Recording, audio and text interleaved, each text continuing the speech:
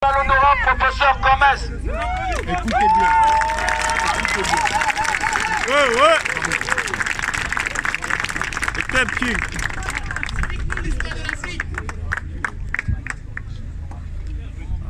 Professeur dit tout. Il lâche rien. Il lâche rien du tout. Ah ouais. Les ménages pas. En plus, t'as l'Obélix en face de toi, tonton. Où sont les combattants? On est là, papa, Où sont t'inquiète. les mythiques warriors? Où sont les héritiers de Marcus Garvey? Où sont les enfants d'Anténon Firmet? Où sont les enfants de On est Cheikh là. Anta Diop? Où sont les disciples de Kwame Nkrumah? Où sont les héritiers de Thomas Sankara? Kémite de tous les continents! Libre, libre ou mourir, nous vaincrons! Ouais. Levez le poing! On est là pour Kama. Jusqu'à la mort! L'Afrique Ma guerre sans paix. n'est pas la terre des matières premières stratégiques, des matières premières énergétiques. L'Afrique est le berceau de toute l'humanité et la matrice de toutes les civilisations du monde. C'est de l'Afrique qu'est parti, il y a très longtemps, il y a 200 000 ans, le souffle de l'esprit qui a irradié tous les autres continents. C'est de l'Afrique qu'est partie l'épopée que nous appelons l'Odyssée de l'espèce humaine dans l'espace planétaire. L'Afrique n'a pas seulement donné à l'homme lui-même. L'Afrique a donné à l'homme l'humanisme, l'amour de la vie et de l'être humain. Au Tep. Nous sommes ici pour célébrer ce que j'appelle aujourd'hui la mise à mort de la Marthe, la déesse Marthe.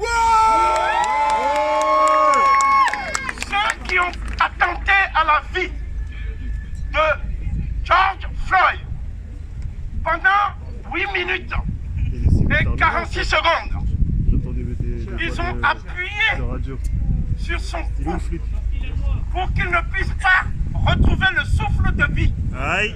Il y avait 3 manières de mettre à mort les Noirs aux États-Unis d'Amérique, qui sont la plus grande prison du peuple qui a existé depuis que l'Afrique a perdu l'initiative historique. L'Holocauste noir, c'est l'épisode le plus tragique de ce que nous appelons la mise à mort de l'humanité, de l'homme.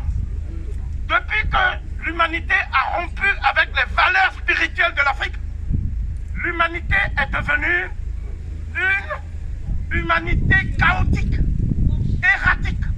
Nous sommes dans l'errance, nous sommes dans la souffrance. La nature elle-même est détruite et la nature se venge. La nature est détruite parce que l'Africain, quand chacun le fait, partout où il se trouve, il est un citoyen entièrement à part.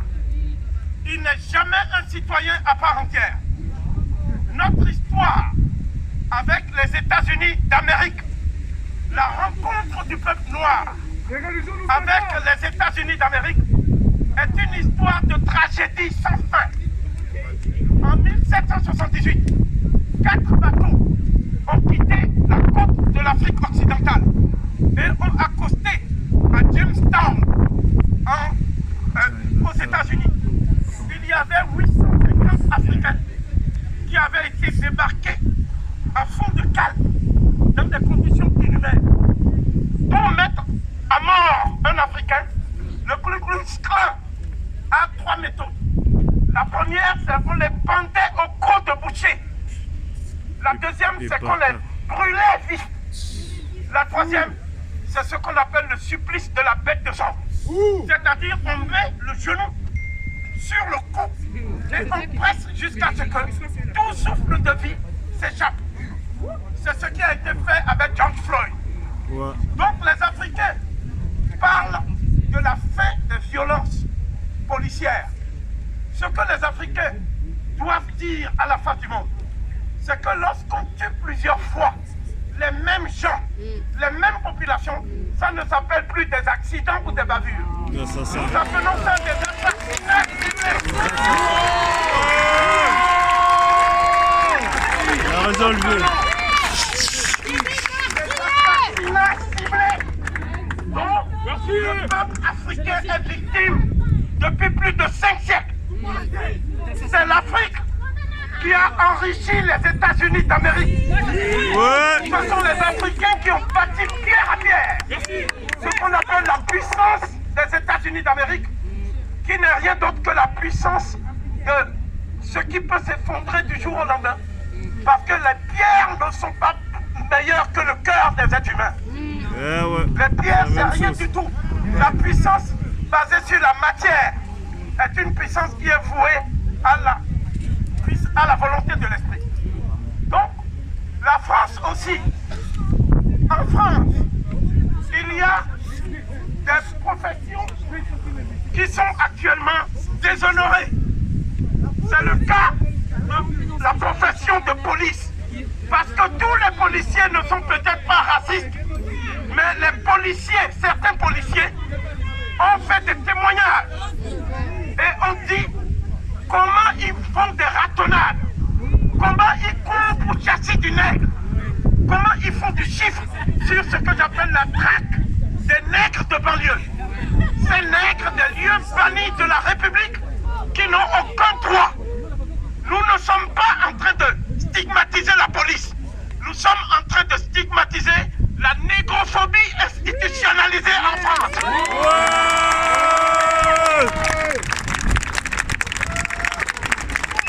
Nous savons que partout dans le monde, l'émotion s'est invitée et les gens marchent.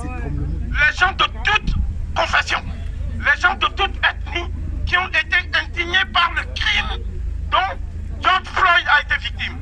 Mais si par exemple une jeune femme qui passait par là n'avait pas filmé cette scène, ce serait un acte banal. Parce que on a l'habitude de mettre à mort le noir de façon banale. On a banalisé le meurtre du noir et nous voulons que le meurtre du noir ne soit plus banalisé. Nous allons donc prendre les dispositions. Pour prendre les dispositions nécessaires. Nous ne pouvons plus nous contenter de sitting ou de marche. Nous devons prendre en main notre vie. Nous devons prendre en main notre destin. Malcolm X, alias Omo Wale, disait: chaque noir qui meurt encore, qui tombe sous les balles des forces qui portent la mort, il doit nous pousser vers la révolution noire mondiale. Engager la révolution noire mondiale. Le problème aujourd'hui, ce n'est plus de lutter pour l'égalité des droits.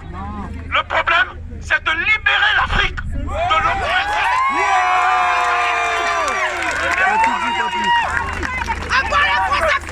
Les Africains comprennent une chose. L'Afrique, c'est le seul continent qui peut vivre en autarcie totale sur le plan économique pendant 10 000 ans. Tout ce qu'il faut. À travers un prétendu commerce international qui est un échange inégal. Ce que nous cherchons, c'est que sur quoi nous dormons. Nous dormons sur l'or. Le diamant, le manganèse, le cobalt. L'Afrique a les 3 quarts des richesses du monde. On a tout. L'Afrique manque d'une seule chose. C'est l'unité d'action des Africains entre eux. Ils ont inventé les Antillais.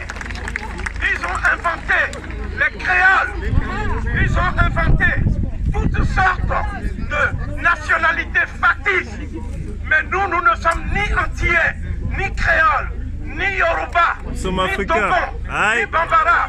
Nous sommes tous des Kémites.